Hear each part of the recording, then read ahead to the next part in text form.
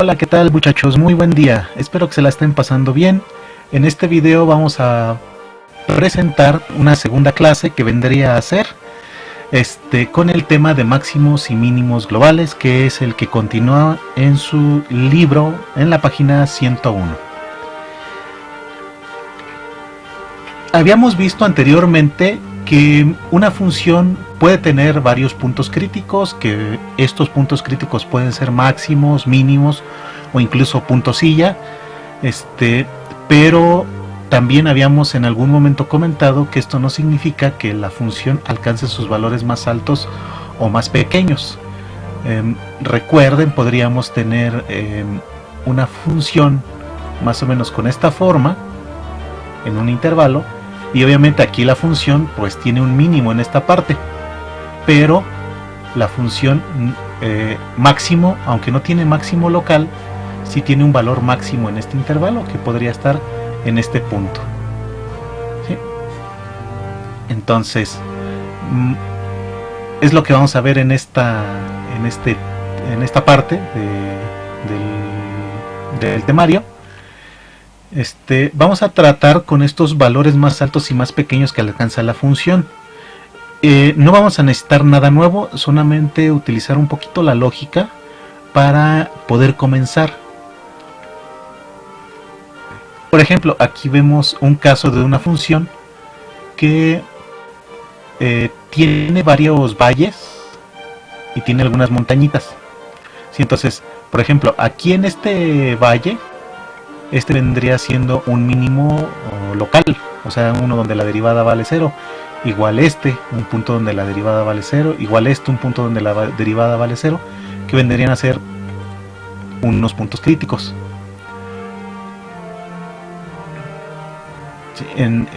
Y por ejemplo, en este punto y en este punto sería mínimo local, y en este punto sería un máximo local. Pero si nos vamos directamente a la función, y aquí solamente en donde se tomó la captura de esta pantallita, el valor más alto de la función está acá. Entonces, como el valor más alto de la función está en esta parte de acá, ahí tenemos un máximo global, que es el más grande de todos, y el mínimo global, que es el más chico de todos. ¿Sí? Entonces, eso es algo que vamos a tener siempre en un intervalo donde yo estoy considerando cerrado y con una función continua, como son la mayoría de las funciones con las que trabajamos en economía. Siempre vamos a poder encontrar su valor máximo y su valor mínimo. ¿Cuáles van a ser los pasos para hallar esos puntos máximos y mínimos globales? Les recuerdo, no vamos a necesitar nada distinto a lo que ya habíamos visto. Lo primerito que tenemos que hacer, a diferencia del anterior, es que ahora tengo que identificar primero un intervalo para que mi función tenga sentido. ¿Sí? Entonces yo tengo un intervalo donde la función tiene sentido, lo cual en muchas ocasiones incluso el problema nos los da, porque nosotros siempre vamos a tener algunas limitantes. Por ejemplo, si yo estoy hablando de una función de demanda y yo quiero calcular un máximo de la función de ingresos, pues yo necesito un valor de cantidad mínima o de precio mínimo al que se puede vender, y una cantidad máxima o precio máximo. Entonces esa cantidad mínima y esa cantidad máxima, para que mi producción sea positiva y el precio al que se esté entregando el producto también sea siempre positivo, de manera lógica me sirve para ayudar a esto, a identificar el intervalo donde la función que vamos a optimizar tiene sentido. Es lo único distinto al caso anterior. Bueno, un poquito la tabulación, pero incluso la tabulación es más sencilla que hacer los criterios que antes habíamos pensado, o que habíamos antes enseñado, como el criterio de la primera derivada, criterio de la segunda derivada, o tabulando con puntos alrededor. El segundo punto que tenemos que hacer es directamente encontrar lo que vienen a ser los puntos críticos. Este es el paso que concuerda exactamente con lo del tema anterior. Derivar mi función objetivo igual a 0 para encontrar los puntos donde la tangente es horizontal y resolver la ecuación que queda igualada a 0. Al resolver esto me da como resultado los puntos críticos de la función. Entonces ese es nuestro segundo paso: derivar, igualar a 0, resolver para encontrar los puntos críticos. Y para clasificar mis puntos críticos, yo lo que necesito es tabular los extremos del intervalo y los puntos críticos que estén en ese intervalo. Yo no necesito nada más, no necesito ver puntos antes, puntos después, sacar criterios de primera derivada, de criterios de segunda derivada. Es nada más, si yo ya tengo los extremos, encontrar los puntos críticos que estén en medio de esos extremos. Eso vendría a ser nuestro paso 3. Y vamos a ver un ejemplo. Deseamos construir una caja sin tapa, como en la figura, en esta figura, utilizando un trozo de cartón de 50 por 30 centímetros, haciendo cortes cuadrados en las esquinas, que son estos pequeños cortes que se hacen. Con estos cortes cuadrados, entonces yo no tendría ya esta parte y puedo doblar las orillas, y al doblarlo tomo esta orilla, la doblo para acá, esta la doblo para acá, esta la doblo para acá, me quedaría una caja de esta forma. La pregunta es, ¿cuál debe ser el tamaño de los cortes para que el volumen de la caja sea máximo? Entonces queremos maximizar esto. Antes de poder encontrar el intervalo de la función, pues necesitamos la función, eso sí es de manera lógica. Entonces vamos a determinar la función. Yo tengo que mi función, decimos, de aquí a acá mide 50, y yo le estoy quitando una x de este lado, porque x va a ser el tamaño de mi intervalo, la x va a ser el tamaño del corte. Entonces mide 50, yo le quito una x de este lado, este cachito, y le quito una x de este lado. Entonces de aquí a acá mide 5 menos 2x. Entonces este 5 menos 2x, por ejemplo, viene a ser esta parte de aquí. Y lo mismo ocurre con este lado que mide 30. Le estoy quitando x y x, entonces quito esta de aquí, quito esta x de acá, y entonces mi resultado, dejen ponerlo otra vez, 50 menos x vendría a ser esto, y el 30 menos 2x vendría a ser este otro lado. Entonces sería largo y ancho. Nada más me faltaría la altura, pero esta altura pues coincide con el tamaño del corte que yo esté haciendo. ¿Sí? Entonces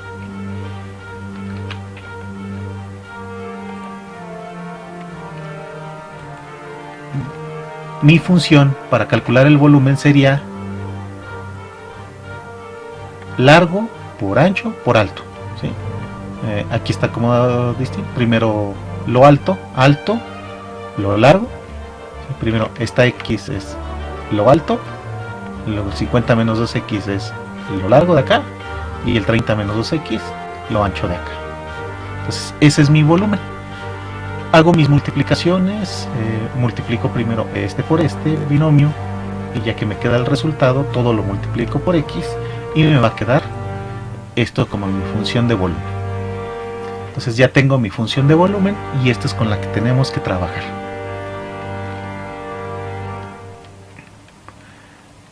Y ahora sí, vamos a tener que determinar el intervalo donde la función tenga sentido.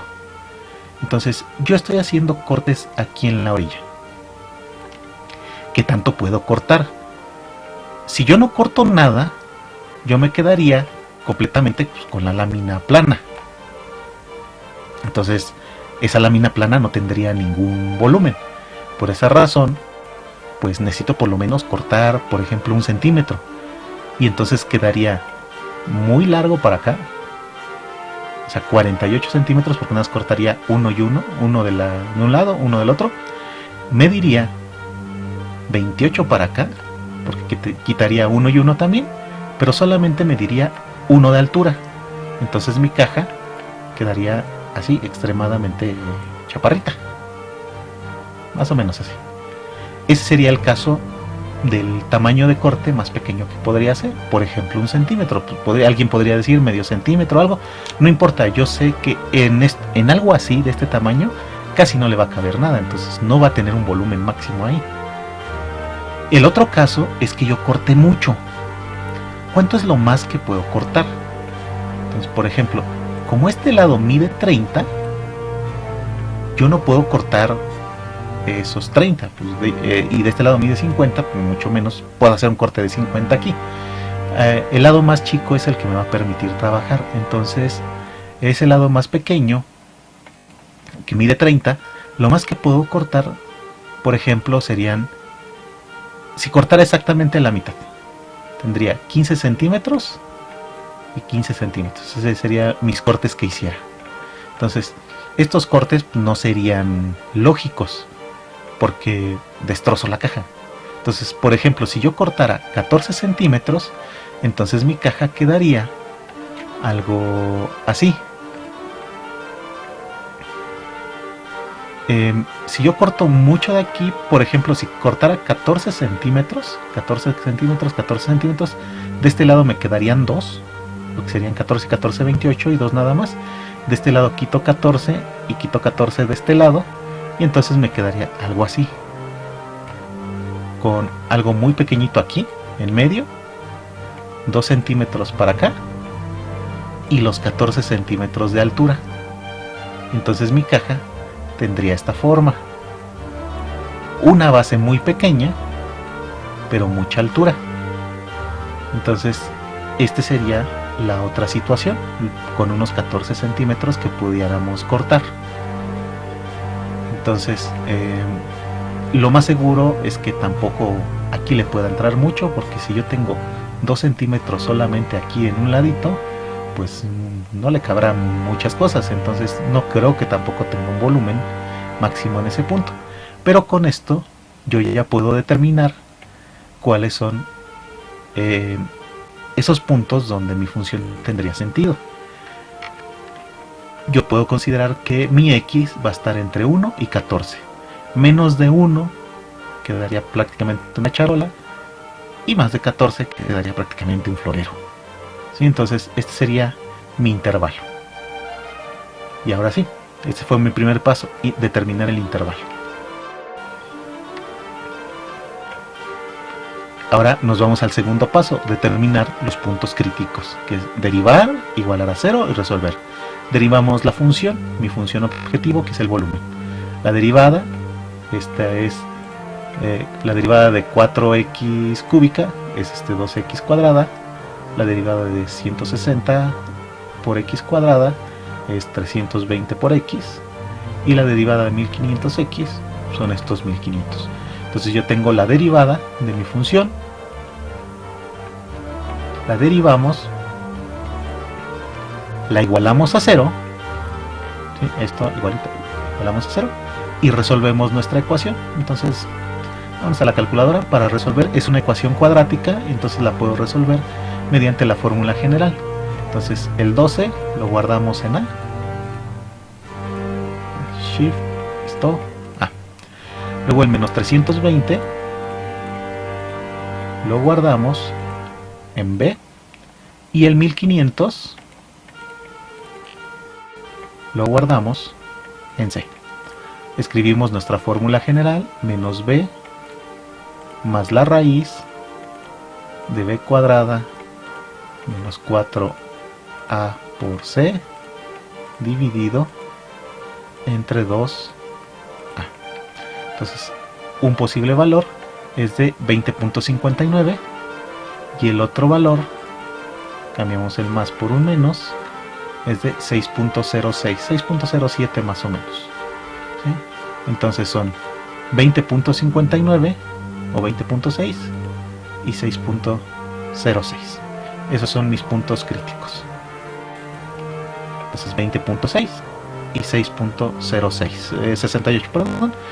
Sí, recuerden, vamos a ponerlos acá para que ¿sí? 6.07 y el otro 20.6, ¿sí? Redondeando. Entonces ya derivamos, igualamos a 0 y encontramos estos dos puntos críticos. Recordemos que mis puntos críticos deben de estar en este intervalo de 1 a 14. Entonces en automático este punto crítico queda descartado. No puedo hacer cortes de 20 centímetros en las orillas de la hoja de papel para la caja, perdón, en la hoja de cartón. Ok, 6.07. Entonces lo último que tenemos que hacer es tabular. Vamos a tabular los extremos, es decir, el 1 y el 14, y los puntos críticos que estén en el intervalo, solamente el 6.07. Entonces lo podemos verificar acá. Tabulamos con el 1 y tabulamos utilizando la función original. Tabulamos con 4x cúbica menos 160 x cuadrada más 1500 x me da 1344. Como son centímetros, te quedaría centímetros cúbicos. 1344 centímetros cúbicos. Luego en 6.07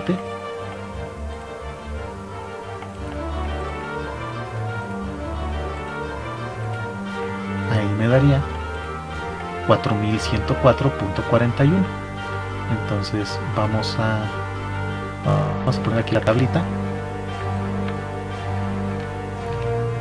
En 1 fue 1344, en 6.07 4104.41 y en 14 va a salir 616, lo cual vamos a verificar acá. 14 salen 616. Entonces esta es mi tabulación en el 1, en el 6 y en el 14. Podemos notar que en efecto esto viene a ser más grande que esto de aquí y esto de acá, ¿sí? Entonces como esto es más grande, este valor de aquí, entonces yo puedo concluir sin ningún problema que se trata de un máximo.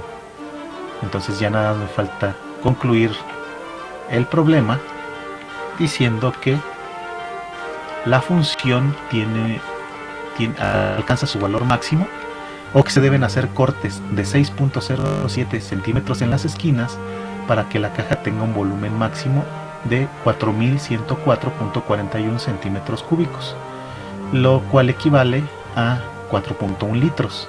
Por ejemplo, si el corte fuera de 1 centímetro sería de 1.3 litros, y si fuera de 14 centímetros el corte sería solo de 616 mililitros.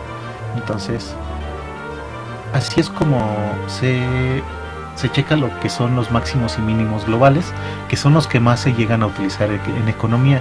Entonces, antes de trabajar con un problema de máximos y mínimos en algo de economía, es súper importante poder tener un intervalo de referencia, un dominio para la función donde todo tenga sentido. Si yo ya tengo ese intervalo de referencia y yo tengo el sentido, es mucho más fácil hacer todos mis cálculos. Es derivar, igualar a 0, resolver y tabular. No tengo que meterme en nada de criterios de segunda derivada, no tengo que meterme en nada de otras cosas.